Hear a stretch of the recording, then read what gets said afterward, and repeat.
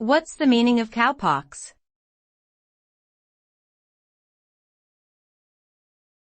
Cowpox.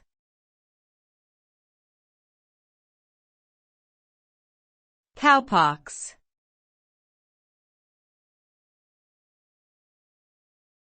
Cowpox.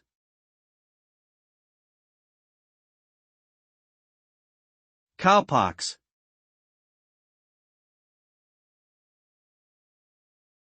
Cowpox is a viral disease that primarily affects cows but can also infect other animals, including humans. While the disease can cause mild symptoms in cows, it has received attention because of its role in the development of the smallpox vaccine.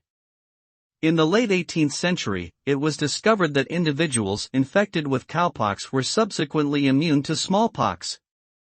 This knowledge led to the development of the smallpox vaccine and the eventual eradication of the disease.